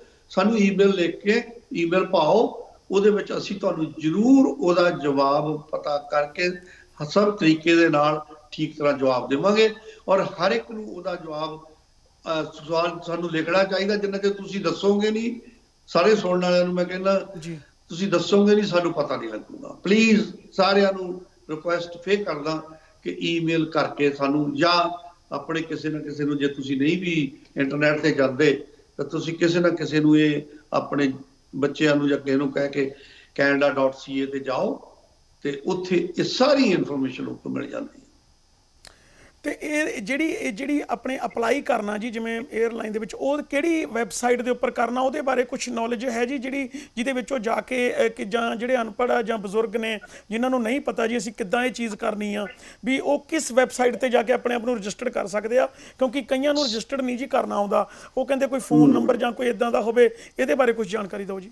ਇਹ ਬਹੁਤ ਵੱਡੀ ਦਿੱਕਤ ਹੈ ਜੀ, ਇਹ ਤੁਹਾਡੀ ਗੱਲ ਠੀਕ ਹੈ ਅਗਰਵਾਲ ਸਾਹਿਬ, ਕਈਆਂ ਨੂੰ ਪ੍ਰੋਬਲਮ ਆਉਂਦੀ ਹੈ ਕਿਉਂਕਿ ਇਹ ਜਿਹੜਾ ਹੈਗਾ ਜਿਹੜੇ ਬਹੁਤੇ ਕੰਟੈਂਟ ਨਹੀਂ ਹੈਗੇ ਇੰਟਰਨੈਟ ਦੇ ਨਾਲ, ਉਹਨਾਂ ਨੂੰ ਪ੍ਰੋਬਲਮ ਤੇ ਆਉਂਦੀ ਆ। ਪਰ ਇਹਦੀ ਗੱਲ ਇੱਕੋ ਇੱਕ ਆ ਕਿ canada.ca ਤੇ ਕਿਸੇ ਬੱਚੇ ਨੂੰ ਫੜ ਕੇ ਕਹੋ, ਉੱਥੇ ਜਾ ਕੇ ਫਰਦਰ ਤੁਹਾਨੂੰ ਲੈ ਜਾਊਗਾ canada.ca ਤੇ, ਸਭ ਕੁਝ ਆ, ਬਹੁਤ ਈਜ਼ੀ ਆ। ਪਰ ਜੇ ਤੁਸੀਂ ਨਹੀਂ ਕਰ ਸਕਦੇ ਨਾ, ਤੁਹਾਡੇ ਲਈ ਸੌਖਾ ਪਤਾ ਕੀ ਆ, ਜਾਂ ਤਾਂ ਫੋਨ ਚੱਕੋ, ਫੋਨ ਘੁਮਾਓ ਤੇ ਕੈਨੇਡਾ ਨੂੰ ਜੀ। ਅੱਜ ਕੱਲ ਦਾ ਕਾਸਟ ਵੀ ਹੈ ਨਹੀਂ ਬਹੁਤੀ, 9057909211 ਟਾਈਮ ਦੇ ਹਿਸਾਬ ਨਾਲ ਦੇਖ ਕੇ, ਜੇ ਨਹੀਂ ਵੀ ਤੁਹਾਨੂੰ ਤਾਂ ਤੁਸੀਂ ਮੈਸੇਜ ਜ਼ਰੂਰ ਛੱਡ ਦਿਓ, ਤੁਹਾਨੂੰ ਕਾਲ ਜ਼ਰੂਰ ਵਾਪਸ ਆਊਗੀ। ਉਹ 'ਚ ਪੰਜਾਬੀ 'ਚ ਮੈਸੇਜ ਛੱਡੋ, ਹਿੰਦੀ 'ਚ ਛੱਡੋ, ਜਿਹੜੀ ਵੀ ਲੈਂਗੁਏਜ ਤੁਹਾਡਾ ਦਿਲ ਕਰਦਾ। ਆਪਣੀ ਇੰਡੀਆ ਦੇ ਸਾਰੇ ਆਪਣੇ ਇੱਥੇ ਹੈਗੇ ਸਾਡੇ ਕੋਲ, ਉਹਨਾਂ ਨੂੰ ਉਸ ਹਿਸਾਬ ਨਾਲ ਤੁਸੀਂ ਦੱਸੋ, ਉਹਨਾਂ ਨੂੰ ਅਸੀਂ ਤੁਹਾਨੂੰ ਜਵਾਬ ਵਾਪਸ ਦੇਵਾਂਗੇ। ਆਪਣੇ ਹੱਲ, ਤੁਹਾਡਾ ਮੁੱਦਾ ਕੀ ਹੈਗਾ, ਉਹ ਵਿੱਚ ਮੈਸੇਜ ਛੱਡ ਦਿਓ। ਤੇ ਜੇ ਹੋ ਸਕਦਾ ਤਾਂ ਕੋਸ਼ਿਸ਼ ਕਰੋ canada.ca ਤੇ ਜਾ ਕੇ ਤੁਸੀਂ ਉੱਥੇ ਸਾਰੀ ਇਨਫੋਰਮੇਸ਼ਨ ਲੈ ਸਕਦੇ ਹੋ। ਤੇ ਸੰਗਤ ਸਾਹਿਬ, ਜੇ ਆਪਾਂ ਗੱਲ ਕੀਤੀ ਜਾਵੇ ਆਪਣੀ ਕਮਿਊਨਿਟੀ ਬਾਰੇ, ਜਿਵੇਂ ਆਪਣੇ ਪੰਜਾਬੀ ਭਾਈਚਾਰਾ ਹੋ ਗਿਆ, ਚਾਹੇ ਉਹ ਵੱਧ ਚੜ ਕੇ ਇੱਥੇ ਹੋਵੇ ਜੀ, ਤੇ ਚਾਹੇ ਇੱਥੇ ਹੋਵੇ, ਅਸੀਂ ਅਨੇਕਾਂ ਹੀ ਲੰਗਰ ਲਾਉਂਦੇ ਆ, ਅਨੇਕਾਂ ਹੀ ਗੁਰਦੁਆਰਾ ਸਾਹਿਬ ਦੇ ਵਿੱਚ ਸਾਡੇ 24 ਘੰਟੇ ਬਾਬੇ ਨਾਨਕ ਦੇ 13 ਜੇ ਆਪਾਂ ਤੋਲੀਏ ਉਹਨਾਂ ਦਾ 20 ਰੁਪਏ ਦਾ ਜਿਹੜਾ ਅੱਜ ਵੀ ਉਹ ਸਾਰੇ ਪਾਸੇ ਜੀ ਚੱਲਦਾ ਹੈ, ਉਹਦੇ ਬਾਰੇ ਤੁਸੀਂ ਦੱਸੋ ਵੀ ਜਿਹੜੀ ਹੈਲਪ ਕਰਦੇ ਆ, ਜਿਵੇਂ ਇੰਟਰਨੈਸ਼ਨਲ ਸਟੂਡੈਂਟ ਹੋ ਗਏ ਜਾਂ ਦੂਜੇ ਹੋ ਗਏ, ਕਿਉਂਕਿ ਇਹ ਜਿਹੜੀ ਹੈਲਪ ਕੈਨੇਡੀਅਨ ਗਵਰਨਮੈਂਟ ਨੇ ਦਿੱਤੀ ਹੈ, ਸਿਰਫ ਉਹੀ ਲੈ ਸਕਦਾ ਜਿਹਨੇ ਆਵਰਲੀ ਕੰਮ ਕੀਤਾ ਹੋਵੇ, ਜਾਂ ਪਿਛਲੇ ਸਾਲ ਜਿਹੜੇ $5000 ਤੋਂ ਵੱਧ ਕੰਮ ਕੀਤਾ ਹੋਵੇ ਉਹ। ਕਿਉਂਕਿ ਕਈ ਬੱਚੇ ਹਲੇ ਇੱਥੇ ਆ ਜਿਨ੍ਹਾਂ ਦੀਆਂ ਗੱਡੀਆਂ ਦੀਆਂ ਕਿਸ਼ਤਾਂ ਲਾ ਲਓ ਜੀ, ਰੈਂਟ ਲਾ ਲਓ, ਜਾਂ ਉਹਨਾਂ ਦੇ ਖਾਣ ਪੀਣ ਦਾ ਹੀ ਲਾ ਲਓ, ਗਰੋਸਰੀ ਦਾ। ਉਹਦੇ ਬਾਰੇ ਕੁਝ ਜਾਣਕਾਰੀ ਦਿਓ ਵੀ ਉਹ, ਜਾਂ ਮੈਡੀਕਲ ਸਹੂਲਤ ਹੀ ਉਹਨਾਂ ਨੇ ਕੋਈ ਜੇ ਲੈਣੀ ਆ, ਉਹਨਾਂ ਨੂੰ ਉਹ ਕਿੱਥੋਂ ਹੈਲਪ ਪ੍ਰਾਪਤ ਕਰ ਸਕਦੇ ਕੈਨੇਡਾ ਦੇ ਵਿੱਚ ਰਹਿ ਕੇ ਜੀ? ਉਹਨਾਂ ਕੋਲ ਸਾਰਾ ਹੈਗਾ ਜੀ ਇੰਤਜ਼ਾਮ। ਵੈਸੇ ਦੇਖਿਆ ਜਾਵੇ ਤਾਂ ਜਿਹੜਾ ਤੁਸੀਂ ਸੋਚਦੇ ਹੀ ਆ ਇੱਥੇ ਵੀ ਉਹਨਾਂ ਨੂੰ ਕੋਈ ਹੈ ਨਹੀਂ ਗੀ, ਸਭ ਨੂੰ ਕੋਈ ਨਾ ਕਿਸੇ ਤਰ੍ਹਾਂ ਕੁਛ ਨਾ ਕੁਛ ਹਰ ਇੱਕ ਨੂੰ ਮਿਲਿਆ ਆ, ਜਿਹੜਾ ਉਹਦੇ ਲਾਈਫ ਲਈ ਠੀਕ ਚੱਲਦਾ ਆ। ਪਰ ਉਸ ਤੋਂ ਇਲਾਵਾ ਇੱਥੇ ਵੀ NGOs ਹੈਗੀਆਂ ਜਿਹੜੀਆਂ ਬਹੁਤ ਕੰਮ ਕਰ ਰਹੀਆਂ ਜੀ। ਬਹੁਤ NGOs ਹੈਗੀਆਂ ਜਿਹੜੀਆਂ ਇਸੇ ਕੰਮ 'ਚ ਫੂਡ ਸੇਵਾ 'ਚ, ਤੇ ਜਾਂ ਹੋਰ ਆਪਣੇ ਕਈ, ਆਪਣੀ ਮੇਰੀ ਰਾਈਟਿੰਗ ਦੇ ਵਿੱਚ ਹੀ ਲਾ ਲਓ ਜੀ, ਇੱਕ ਨਾਈਸ ਟੇਬਲ ਹੈ ਉੱਥੇ, ਮੇਰਾ ਖਿਆਲ if I am not wrong, ਹਜ਼ਾਰਾਂ ਤੋਂ ਉੱਤੇ ਰੋਜ਼ ਦੇ ਉੱਥੇ ਫੂਡ ਉਹਨਾਂ ਦਾ ਜਾਂਦਾ ਜੀ, ਉੱਥੋਂ ਪੈਕ ਹੋ। ਹੋਰ ਕਈ, ਇੱਕ ਇਹ ਨਹੀਂ, ਹੋਰ ਆਰਗੇਨਾਈਜੇਸ਼ਨ ਆਪਣੀ ਫੂਡ ਸੇਵਾ ਬੈਂਕ ਹੈਗੀ ਇੱਕ, ਆਪਣੇ ਪੰਜਾਬੀ ਕਮਿਊਨਿਟੀਆਂ ਦੀਆਂ ਕਈ ਚੰਗੀਆਂ ਹੈਗੀਆਂ ਜਿਹੜੀਆਂ ਇਹ ਸੇਵਾ ਕਰ ਰਹੀਆਂ ਇਸ ਵੇਲੇ। ਔਰ ਉਹਨਾਂ ਨੇ ਤਾਂ ਕਾਲਾਂ ਰੱਖੀਆਂ ਜੀ, ਕਈ ਰੇਡੀਓ ਟੀਵੀਆਂ ਵਾਲੇ ਉਹਨਾਂ ਨੇ ਵਿੱਚ ਆਪਣਾ ਨਾਂ ਦੇ ਕੇ ਕਿ ਤੁਸੀਂ ਇਹ ਸਾਨੂੰ ਕਾਲ ਕਰੋ, ਅਸੀਂ ਤੁਹਾਡੇ ਘਰ ਸਪਲਾਈ ਕਰਾਂਗੇ। ਇੱਦਾਂ ਦਾ ਕੰਮ ਰੱਖਿਆ ਆ। ਗੁਰਦੁਆਰਿਆਂ ਤੋਂ ਬੜੀ ਸੇਵਾ ਆ ਰਹੀ ਆ ਉਹਨਾਂ ਨੂੰ, ਉਹ ਸਾਰੇ ਕਰਕੇ ਤਾਂ ਅੱਗੇ ਤੋਂ ਅੱਗੇ ਉਹ ਜਾਂਦਾ ਹੈ ਜੀ, ਗੁਰਦੁਆਰੇ ਵਿੱਚ ਲੱਗਿਓ ਆ। ਇੱਦਾਂ ਹੈ ਨਹੀਂ ਗਾ ਕੋਈ ਵੀ ਕਿ ਵੈਸੇ ਤਾਂ ਇਹ ਉੱਦਾਂ ਹੀ ਲੋਕੀ ਆਪਣੇ ਤੌਰ ਤੇ ਵੀ ਕਾਫੀ ਠੀਕ ਬੈਠੇ ਆ, ਪਰ ਇਹ ਵੀ ਕੰਮ ਬਹੁਤ ਚੱਲ ਰਿਹਾ ਇੱਥੇ। NGOs, ਗੁਰਦੁਆਰੇ, ਚੈਰੀਟੇਬਲ ਸਾਰੇ ਲੱਗੇ ਹੋ ਜੀ ਵਿੱਚ, ਆਪਣਾ ਆਪਣਾ ਜਿੰਨਾ ਯੋਗਦਾਨ ਹੁੰਦਾ ਵਲੰਟੀਅਰਸ ਤੌਰ ਤੇ ਕੰਮ ਕਰ ਰਹੇ ਆ। ਸੰਘਾ ਸਾਹਿਬ, ਜਿਹੜੀ ਆਪਾਂ ਪਹਿਲਾਂ ਵੀ ਗੱਲ ਕਰਕੇ ਹਟੇ ਹਾਂ ਜੀ, ਵੀ ਜਿਹੜੀਆਂ 에ਅਰਲਾਈਨਸ ਨੇ ਉਹ ਤੁਸੀਂ ਕਹਿੰਦੇ ਹੋ ਵੀ ਚੌਥੇ ਗੇੜ ਦੇ ਵਿੱਚ ਆਪਣੀਆਂ ਆ ਗਈਆਂ ਨੇ, ਤੇ ਇਹ ਸਿਰਫ ਮਈ ਮਹੀਨੇ ਦੇ ਵਿੱਚ ਹੀ ਜਾਣੀਆਂ ਕਿ ਅਗਲੇ ਮਹੀਨੇ ਤੱਕ ਵੀ ਚੱਲਦੀਆਂ ਰਹਿਣਗੀਆਂ ਜੀ? ਇਹ ਚੱਲਦੀਆਂ ਰਹਿਣੀਆਂ ਜੀ ਇੱਦਾਂ ਹੀ, ਗਾਹਾਂ ਅਗਲਾ ਪੜਾਅ ਸ਼ੁਰੂ ਹੋ ਜਾਊਗਾ ਪੰਜਵਾਂ, ਤੇ ਇਹ ਇੱਦਾਂ ਹੀ ਚੱਲਦਾ ਰਹੂਗਾ ਜੀ। ਇਹ ਆਪਾਂ ਦੇਖਿਆ ਜਾਵੇ ਤੇ ਇਹ ਜਿੰਨਾ ਚਿਰ ਖਤਮ ਨਹੀਂ ਹੁੰਦਾ ਸਾਰਾ, ਉੱਥੋਂ ਸਾਰਿਆਂ ਨੂੰ ਲਿਆਉਣਾ। ਹੁਣ ਤਾਂ ਵੈਸੇ ਲੋਕਾਂ ਦੀ ਬਹੁਤੀ ਆਪਣੀ ਚੁਆਇਸ ਬਹੁਤ ਹੋ ਗਈ ਆ ਜੀ। ਕਈ ਤਾਂ ਜਿਹੜੇ ਇਸ ਤਰ੍ਹਾਂ ਦੇ ਆ ਜਿਹੜੇ ਘਰਾਂ 'ਚ ਬੈਠੇ ਆ ਜੀ, ਉਹ ਚਾਹੁੰਦੇ ਨਹੀਂ ਹੈ ਕਿ ਅਸੀਂ ਹਲੇ ਜਾਈਏ, ਬੈਠੇ ਆ ਆਰਾਮ ਨਾਲ, ਡਰ ਦਾ ਮਾਹੌਲ ਕਹਿ ਲਈਏ ਜੀ ਆਪਾਂ, ਟਿਕਾਣੇ ਤੇ ਬੈਠੇ ਆ, ਪਤਾ ਨਹੀਂ ਕਿੱਦਾਂ ਦੀ ਆਉਣੀ, ਟਿਕਟਾਂ ਆਪਣੀਆਂ ਹੈਗੀਆਂ, ਜਿੱਦਣ ਖੁੱਲੂ ਉਹਨਾਂ ਟਿਕਟਾਂ ਤੇ ਜਾਵਾਂਗੇ। ਕਈ ਤਰ੍ਹਾਂ ਦੀਆਂ ਜੀ, ਹਰ ਇੱਕ ਦੀ ਆਪਣੀ ਆਪਣੀ ਚੁਆਇਸਿਸ ਹੈਗੀਆਂ। ਤੇ ਹੁਣ ਉਹ ਅੱਗੇ ਵਾਲੀ ਕਾਹਲੀ ਹੈ ਨਹੀਂ ਗੀ ਸਾਰੀ। ਇਹ ਹੱਲੇ ਵੀ ਜਿਹਨੂੰ ਲੋੜ ਹੋਵੇ, ਜੇ ਕਿਸੇ ਨੂੰ ਕੋਈ ਵਲਨਰੇਬਲ ਬੰਦਾ ਹੈਗਾ ਜਾਂ ਉਹਨੂੰ ਲੋੜਵੰਦ ਆ ਜਾਂ ਉਹਦੀ ਕੰਪੈਸ਼ਨ ਗਰਾਊਂਡ ਬਣਦੀ ਆ, ਤਾਂ ਮੈਂ ਚਾਹੂੰਗਾ ਕਿ ਉਹ ਪਹੁੰਚ ਕਰਨ ਕੈਨੇਡੀਅਨ ਮਿਸ਼ਨ ਨੂੰ। ਇਹ ਜ਼ਰੂਰ ਆ ਕਿ ਉੱਥੇ ਤੁਹਾਡੀ ਸੁਣੀ ਜਾਊਗੀ, ਨਹੀਂ ਵੀ ਆ ਸਾਨੂੰ ਈਮੇਲ ਕਰੋ, ਆਪਾਂ ਤੁਹਾਨੂੰ ਦੇਖਾਂਗੇ ਉਹਦੇ ਵਿੱਚ। ਪਰ ਉਹ ਰਸ਼ ਨਹੀਂ ਹੈ ਜੀ, ਉਹ ਚੀਜ਼ ਨਹੀਂ ਆ ਹੁਣ ਜਿੱਦਾਂ ਪਹਿਲਾਂ ਇਦਾਂ ਹੁੰਦਾ ਪਤਾ ਨਹੀਂ ਕੀ ਹੋ ਜਾਣਾ, ਮੈਂ ਵੀ ਜਾਵਾਂ, ਮੈਂ ਵੀ ਕਰਾਂ। ਹੁਣ ਲੋਕੀ ਨਾ ਜੀ, ਮੇਰੇ ਆਪਣੇ ਰਿਸ਼ਤੇਦਾਰ ਇੱਥੇ ਪੱਕੇ ਬੈਠੇ ਆ, ਉਹ ਕਹਿੰਦੇ ਕੋਈ ਨਹੀਂ ਆ ਜਾਵਾਂਗੇ ਅਸੀਂ, ਕਿਹੜੀ ਗੱਲ ਆ। ਕੋਈ ਏਦਾਂ ਦੀ ਮੇਰੇ ਆਪਣੇ ਪਿੰਡ ਦੇ ਵਿੱਚ ਆ ਜੀ, ਘੱਟੋ ਘੱਟ ਅਸੀਂ ਇੱਕ ਗਿਣਦੇ ਸੀ ਬੈਠੇ, ਘੱਟੋ ਘੱਟ ਨਹੀਂ ਇਸ ਵੇਲੇ 16-17 ਬੰਦੇ ਬੈਠੇ ਆ ਜੀ। ਜੀ ਤੇ ਚਾਰ ਟੱਬਰ ਆ ਜੀ। ਉਹ ਉਹਨਾਂ ਦਾ ਹਲੇ ਮਨ ਹੀ ਨਹੀਂ ਆਉਣ ਦਾ, ਕਹਿੰਦੇ ਕੋਈ ਨਹੀਂ ਚਲਾਂਗੇ ਹੌਲੀ ਹੌਲੀ, ਕਿਉਂਕਿ ਬੰਦਾ ਸੇਫ ਦੇਖਦਾ ਜੀ, ਕਹਿੰਦਾ ਵੀ ਸੇਫ ਹੋ ਜਾਵੇ ਫੇਰ ਹੀ। ਮੈਨੂੰ ਖੁਸ਼ੀ ਗਰੇਵਾਲ ਸਾਹਿਬ ਇਹ ਹੁੰਦੀ ਆ ਕਿ ਜਿਹੜੀ ਹੈ ਨਾ ਇੱਥੇ ਦੀਆਂ ਗੌਰਮੈਂਟਾਂ ਆ ਜੀ, ਜਿੱਦਾਂ ਖਾਸ ਤੌਰ ਤੇ ਪੰਜਾਬ ਗੌਰਮੈਂਟ ਹੈ, ਕੈਪਟਨ ਸਾਹਿਬ ਦਾ ਇਸ ਗੱਲ 'ਚ ਦੀਦ ਦਿੰਦੇ ਆ ਕਿ ਬਹੁਤ ਵਧੀਆ ਤਰੀਕੇ ਦੇ ਨਾਲ ਉਹਨੀ ਜਿਹੜੇ ਕੈਨੇਡੀਅਨਸ ਅਬਰੋਡ ਰਹਿੰਦੇ ਆ ਨਾ, ਉਹਨਾਂ ਦੀ ਹੈਲਪ ਕੀਤੀ ਆ ਜੀ। ਔਰ ਉੱਥੇ ਦੇ ਲੋਕਾਂ ਨੇ ਵੀ ਨਾਲ ਹੋ ਕੇ ਬਹੁਤ ਕੀਤਾ। ਪਹਿਲਾਂ ਇੱਕ ਦੋ ਛਿੱਟ-ਪੁੱਟ ਗੱਲਾਂ ਹੋਈਆਂ ਸੀਗੀਆਂ, ਜਿੱਦਾਂ ਛੋਟੀ ਮੋਟੀ ਪਈ ਤੁਸੀਂ ਜੀ ਲੈ ਆਏ ਆ, ਇਹ ਬਾਹਰੋਂ ਹੀ ਆਉਂਦਾ ਆ, ਇਹ ਬਾਹਰੋਂ ਲੈ ਕੇ ਆਏ ਆ ਕਰੋਨਾ। ਇਹ ਖੈਰ ਉਹ ਲੋਕਾਂ ਜਿਹੜੇ ਮੀਡੀਆ, ਉਹੀ ਮੈਂ ਦੱਸਦਾ, ਜਿਹੜੇ ਏਦਾਂ ਦਾ ਹੈਗਾ ਮੀਡੀਆ ਕਾਹਦਾ ਆ ਉਹ ਜੀ, ਫੇਸਬੁੱਕਾਂ ਤੇ ਜਾਂ ਦੂਜੇ ਜਿਹੜੇ ਆਹ YouTube ਆ, ਉਹ ਉੱਦਾਂ ਦੇ ਛੋਟੇ ਜਿਹੜੇ ਆ, ਉਹਨਾਂ ਨੇ ਉਹ ਚੱਕੀਆਂ ਗੱਲਾਂ ਕਿ ਹਾਂਜੀ ਉਹਦੇ ਨਾਲ ਪਤਾ ਕੀ ਐਟਮੋਸਫੀਅਰ ਖਰਾਬ ਹੁੰਦਾ ਲੋਕਾਂ ਦਾ ਜੀ। ਹੁਣ ਤੇ ਮੈਂ ਦੇਖਦਾ ਪਿਛਲੇ ਮਹੀਨੇ ਤੋਂ ਇੰਨਾ ਸੋਹਣਾ ਆ ਕਿ ਇੱਕ ਤਰ੍ਹਾਂ ਦਾ ਬੜੀ ਸੋਹਣੀ ਹਵਾ ਆਉਂਦੀ ਉੱਥੋਂ, ਠੰਡੀ ਹਵਾ, ਕਿ ਅਸੀਂ ਜੀ ਬੜੇ ਖੁਸ਼ ਆ ਇੱਥੇ, ਕੋਈ ਗੱਲ ਹੀ ਨਹੀਂ, ਆਵਾਂਗੇ, ਆ ਜਾਂਦੇ ਆ, ਕੋਈ ਕਾਹਲੀ ਨਹੀਂ। ਪਰ ਜਿਉਂ ਹੁਣ ਜਿਹਦੇ ਬਿਜ਼ਨਸ ਖੁੱਲ ਰਹੇ ਆ, ਕੰਮ ਖੁੱਲ ਰਹੇ ਆ, ਹੁਣ ਹੌਲੀ ਹੌਲੀ ਫਿਰ ਲੋਕਾਂ ਦੇ ਮਨ ਬਣਨ ਲੱਗ ਪਿਆ, ਚਲੋ ਵੀ ਚੱਲੀਏ। ਕਿਉਂਕਿ ਲੋਕ ਜਿਵੇਂ ਤੁਹਾਡੇ ਕਹਿਣਗੇ ਸੋਸ਼ਲ ਮੀਡੀਆ ਜੀ, ਇਹਦੇ ਵਿੱਚ ਚੰਗਾ ਵੀ ਬਹੁਤ ਅਤੇ ਮਾੜਾ ਵੀ ਬਹੁਤ ਆ, ਕਿਉਂਕਿ ਅਫਵਾਹਾਂ ਤੋਂ ਬਚਣਾ ਚਾਹੀਦਾ। ਤੇ ਸੰਘਾ ਸਾਹਿਬ, ਇਹ ਜਿਹੜੀ ਆਪਾਂ ਪਹਿਲਾਂ ਵੀ ਜਿਵੇਂ ਗੱਲ ਕੀਤੀ, ਹੁਣ ਫਿਰ ਉਹੀ ਦੁਬਾਰਾ ਪੁੱਛ ਰਹੇ, ਜਿਹੜੇ ਇਹ ਜਿਵੇਂ ਮੰਨ ਲਓ ਕਿਸੇ ਕੋਲੇ ਟਿਕਟ ਦਾ ਪੈਸਾ ਨਹੀਂ ਹੈ ਜੀ, ਪਰ ਉਹ ਆਉਣਾ ਚਾਹੁੰਦਾ, ਜਿਹੜਾ $5000 ਆ ਉਹ ਵੀ ਕੈਨੇਡੀਅਨ ਜਿਹੜੀ CRA ਆ ਉਹਦੀ ਵੈਬਸਾਈਟ ਤੇ ਜਾ ਕੇ ਅਪਲਾਈ ਕਰਨਾ ਪਏਗਾ ਜੀ? ਉੱਥੇ ਜੀ CRA ਨਹੀਂ, Canada.ca ਤੇ ਜੀ, ਹਾਂ, ਉਹਦੇ ਤੇ ਜਾ ਕੇ ਅਪਲਾਈ ਕਰੋ, ਉੱਥੋਂ ਹੀ ਹੋ ਜਾਂਦਾ ਸਿੱਧਾ ਜੀ ਅਪਲਾਈ। ਉਹ ਤੁਹਾਨੂੰ ਬੜਾ ਈਜ਼ੀ ਆ, ਉਹਦੇ ਵਿੱਚ ਕੋਈ ਪ੍ਰੋਬਲਮ ਨਹੀਂ ਹੈਗੀ। ਤੇ ਉਹ ਤਾਂ ਪਹਿਲੇ ਦਿਨ ਤੋਂ ਹੀ ਜੀ, ਉਹ ਪਹਿਲਾਂ ਹੀ ਅਨਾਉਂਸਮੈਂਟ ਪਹਿਲੇ ਦਿਨ ਤੋਂ ਹੀ ਕਰ ਦਿੱਤੀ ਸੀ, ਜਿੱਦਣ 2000 ਅਨਾਉਂਸ ਕੀਤਾ, ਨਾਲ ਹੀ ਇਹ ਕਰਤਾ ਸੀ ਜਿਹੜੇ ਬਾਹਰ ਬੈਠੇ ਆ, ਜਿਹਨੂੰ ਕੋਈ ਪੈਸਾ ਹੈ ਨਹੀਂ ਤਾਂ ਆਪਣਾ ਲੋਨ $5000 ਮਿਲ ਲੈਣਾ, ਔਰ ਬਹੁਤ ਈਜ਼ੀ ਆ ਵੇ, ਉਹ ਜਿਹੜਾ ਮਰਜ਼ੀ ਲੈ ਸਕਦਾ। ਹੁਣ ਤੇ ਲੋਕੀ ਉਧਰ ਨੂੰ ਜਾਂਦੇ ਨਹੀਂ ਜੀ, ਬਹੁਤ ਘੱਟ ਆ। ਹਲੇ ਵੀ ਇਹਨੂੰ ਲੋੜ ਹੈਗੀ ਆ, ਉੱਥੇ Canada.ca ਤੇ ਜਾ ਸਕਦੇ। ਕਿਉਂਕਿ ਕਈ ਲੋਕ ਫੈਮਲੀਆਂ ਦੇ ਨਾਲ ਆ ਜੀ, ਜਿਨ੍ਹਾਂ ਦੇ 2-2 3-3 ਬੱਚੇ ਨੇ, ਉਹ ਬੰਦਾ ਸੋਚਦਾ ਵੀ $3000 ਦੀ ਟਿਕਟ ਆ, ਬੰਦਾ ਕੈਲਕੂਲੇਟ ਕਰਦਾ ਵੀ 12-15 ਹਜ਼ਾਰ ਬਣਦਾ, ਫਿਰ ਉਹ ਕਈ ਵਾਰੀ ਆਉਣਾ ਚਾਹੁੰਦਾ, ਪਰ ਜੀ ਇਸ ਗੱਲ ਨੂੰ ਲੈ ਕੇ ਝਿਜਕ ਜਾਂਦਾ, ਕਿਉਂਕਿ ਇੱਕ ਤਾਂ ਅਗਲਾ ਪਹਿਲੇ ਇੰਡੀਆ 'ਚ ਬੈਠਾ, ਤੁਹਾਨੂੰ ਪਤਾ, ਉਹ ਇਸ ਕਰਕੇ ਉਹਦੇ ਵਿੱਚ ਜ਼ਿਆਦਾ ਲੋਕ ਉਹਨੂੰ ਜ਼ਿਆਦਾ ਮਤਲਬ ਉਹਦੇ ਲਈ ਮਹੱਤਤਾ ਉਹਦੀ ਦੇ ਰਿਹਾ, ਕਿਉਂਕਿ ਉਹ ਚਾਹੁੰਦੇ ਨੇ ਵੀ ਸਾਨੂੰ ਚਲੋ ਕਿਸੇ ਤਰੀਕੇ ਨਾਲ ਕਿ ਅਸੀਂ ਆਪਣੀ ਕੰਟਰੀ 'ਚ ਜਾ ਕੇ ਬੈਠੀਏ ਤਾਂ ਕਿ ਸਾਡੀ ਵੱਧ ਤੋਂ ਵੱਧ ਹੈਲਪ ਹੋ ਸਕੇ ਜੀ। ਹਾਂਜੀ ਹਾਂਜੀ। ਤੇ ਪ੍ਰਾਇੋਰਟੀ ਆਪਣੇ ਆਪਣੇ। ਹਾਂਜੀ ਜੀ। ਸੋ ਸੰਗਤ ਸਾਹਿਬ, ਟਾਈਮ ਸਾਨੂੰ ਇਜਾਜ਼ਤ ਨਹੀਂ ਦੇ ਰਿਹਾ ਜੀ, ਤੇ ਅਖੀਰ ਦੇ ਵਿੱਚ ਜੇ ਤੁਸੀਂ ਆਪਣੇ ਕੰਨਿਓ ਕੋਈ ਅਪੀਲ ਕਰਨਾ ਚਾਹੋ ਕੈਨੇਡੀਅਨਸ ਲਈ, ਸੋ ਕਹਿ ਸਕਦੇ ਹੋ ਜੀ। ਮੇਰੇ ਵੱਲੋਂ ਇਹੀ ਆ ਜੀ, ਸਾਰਿਆਂ ਨੂੰ ਜਿੰਨੇ ਕੈਨੇਡਾ ਅਬਰੋਡ ਰਹਿੰਦੇ ਇੱਥੇ, ਉਹਨਾਂ ਨੂੰ ਸਾਰਿਆਂ ਨੂੰ ਇਹੀ ਅਪੀਲ ਆ ਕਿ ਵਾਪਸ ਆ ਜਾਓ। ਵਾਪਸ ਆਉਣਾ ਬਹੁਤ ਜ਼ਰੂਰੀ ਆ, ਛੇਤੀ ਤੋਂ ਛੇਤੀ ਆਉਣਾ ਹੈ। ਪ੍ਰਾਈਮ ਮਿਨਿਸਟਰ ਸਾਹਿਬ ਨੇ ਪਹਿਲੇ ਦਿਨ ਹੀ ਕਹਿ ਦਿੱਤਾ ਸੀ ਕਿ ਤੁਹਾਡਾ ਬਾਹਰ ਕੋਈ ਕੰਮ ਨਹੀਂ, ਛੇਤੀ ਤੋਂ ਛੇਤੀ ਆਪਣੇ ਆਪਣੇ ਤਰੀਕੇ ਨਾਲ ਜਿੱਦਣ ਆ ਜਾਓ। ਉਦੋਂ ਫਲਾਈਟਾਂ ਖੁੱਲੀਆਂ ਸੀ ਜੀ, 2-2.5 ਹਫ਼ਤੇ ਤੱਕ ਖੁੱਲੀਆਂ ਚੱਲਦੀਆਂ ਰਹੀਆਂ। 2 ਤਾਂ ਨਹੀਂ, 1.5-2 ਹਫ਼ਤੇ ਚੱਲਦੀਆਂ ਰਹੀਆਂ। ਕਿਸੇ ਨੇ ਕੋਈ ਗੌਰ ਨਹੀਂ ਕੀਤਾ ਉਦੋਂ ਆਉਣ ਦਾ। ਕਈਆਂ ਦੀਆਂ ਫਲਾਈਟਾਂ ਹੈਗੀਆਂ ਸੀ, ਕਈਆਂ ਨੇ ਟਰਾਈ ਵੀ ਕੀਤੀ ਆ, ਕਈਆਂ ਨੇ ਜਾਣ ਕੇ ਉਦੋਂ ਢਿੱਲਾ ਕਰਤਾ ਕੰਮ, ਛੱਡੋ ਪਰੇ ਛੱਡੋ ਪਰੇ। ਉਹ ਹੁਣ ਵੀ ਮੈਂ ਇਹ ਰਿਕੁਐਸਟ ਕਰਦਾ ਕਿ ਤੁਸੀਂ ਛੇਤੀ ਤੋਂ ਛੇਤੀ ਵਾਪਸ ਆਓ, ਕਿਉਂਕਿ ਇੱਥੇ ਆਉਣਾ ਤੁਹਾਡੇ ਬੱਚਿਆਂ ਦੇ ਵਿੱਚ, ਤੁਹਾਡੇ ਆਪਣੇ ਐਜ਼ ਏ ਕੈਨੇਡੀਅਨ ਤੁਹਾਡਾ ਰੋਲ ਇੱਥੇ ਆ ਕੇ ਜਿਹੜਾ ਹੈਗਾ ਤੁਹਾਡਾ ਆਪਣਾ ਆ। ਇਸ ਕਰਕੇ ਤੁਹਾਨੂੰ ਛੇਤੀ ਆ ਜਾਣਾ ਚਾਹੀਦਾ।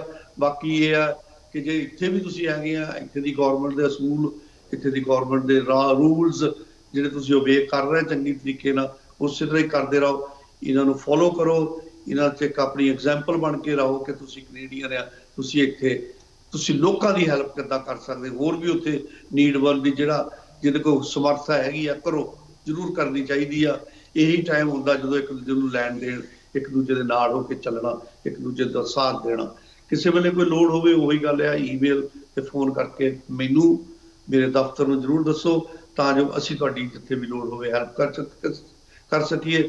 ਆਪਣੇ ਟੱਬਰਾਂ 'ਚ ਖੁਸ਼ ਰਹੋ, ਇੰਜੋਏ ਕਰੋ, ਜਿੰਨਾ ਘਰ 'ਚ ਰਹਿ ਸਕਦੇ ਘਰ ਦੇ ਅੰਦਰ ਰਹੋ, ਸੋਸ਼ਲ ਡਿਸਟੈਂਸ ਮੇਨਟੇਨ ਕਰੋ। ਇੱਥੇ ਦੇ ਕਾਨੂੰਨ, ਇੱਥੇ ਦਾ ਰੂਲ, ਇੱਥੇ ਦੀਆਂ ਚੀਜ਼ਾਂ ਜਿੱਦਾਂ ਜਿੱਦਾਂ ਕਹਿੰਦੇ ਆ ਉੱਦਾਂ ਹੀ ਫੋਲੋ ਕੀਤੀਆਂ ਜਾਣ।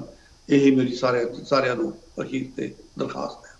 ਸੋ ਸੰਗਤ ਸਾਹਿਬ, ਡੇਲੀ ਪੋਸਟ ਪੰਜਾਬੀ ਨਾਲ ਗੱਲਬਾਤ ਕਰਨ ਲਈ ਤੁਹਾਡਾ ਬਹੁਤ ਧੰਨਵਾਦ ਜੀ। ਸਤਿ ਸ਼੍ਰੀ ਅਕਾਲ ਜੀ। ਥੈਂਕ ਯੂ ਜੀ, ਬਹੁਤ ਬਹੁਤ ਮਿਹਰਬਾਨੀ। ਡੇਲੀ ਪੋਸਟ ਤੁਸੀਂ ਬਹੁਤ ਵਧੀਆ ਕੰਮ ਕਰ ਰਹੇ ਹੋ, ਲੋਕਾਂ ਨੂੰ ਰੂਬਰੂ ਕਰਕੇ ਸਾਰਿਆਂ ਨੂੰ ਪਤਾ ਲੱਗਦਾ ਹੈ, ਇੱਕ ਦੂਜੇ ਨੂੰ ਸੁਨੇਹਾ ਸੋਹਣਾ ਪਹੁੰਚਦਾ।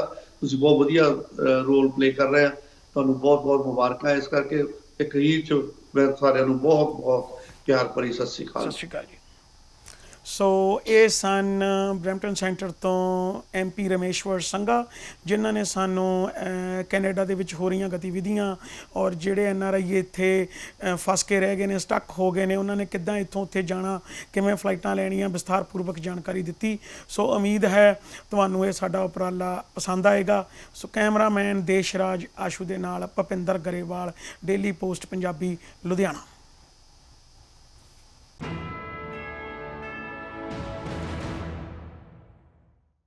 ਸਤਿ ਸ਼੍ਰੀ ਅਕਾਲ। ਜੇ ਤੁਸੀਂ ਕੈਨੇਡਾ ਸਟੂਡੈਂਟ ਵੀਜ਼ੇ ਤੇ ਜਾਣਾ ਚਾਹੁੰਦੇ ਹੋ ਪਰ ਆਇਲਸ ਵਿੱਚ ਓਵਰਆਲ ਤਾਂ 6 ਆ ਗਏ, ਇੱਕ ਵਿੱਚ 5.5 ਬੈਂਡ ਕਰਕੇ ਡਰਦੇ ਹੋ, ਜਾਂ ਕੈਨੇਡਾ ਦਾ ਸਟੂਡੈਂਟ ਵੀਜ਼ਾ ਰਿਫਿਊਜ਼ ਕਰਵਾ ਬੈਠੇ ਹੋ, ਜਾਂ ਸਟੱਡੀ ਗੈਪ ਜ਼ਿਆਦਾ ਹੋਣ ਕਰਕੇ ਸੋਚਦੇ ਹੋ ਕਿ ਕਿਤੇ ਰਿਫਿਊਜ਼ਲ ਨਾ ਆ ਜਾਵੇ, ਤੇ ਅੱਜ ਹੀ ਪਿਰਾਮਿਡ ਈ ਸਰਵਿਸਿਜ਼ ਨੂੰ ਮਿਲੋ ਔਰ ਕੈਨੇਡਾ ਜਾਣ ਦੇ ਆਪਣੇ ਸੁਪਨੇ ਨੂੰ ਸਾਕਾਰ ਕਰੋ।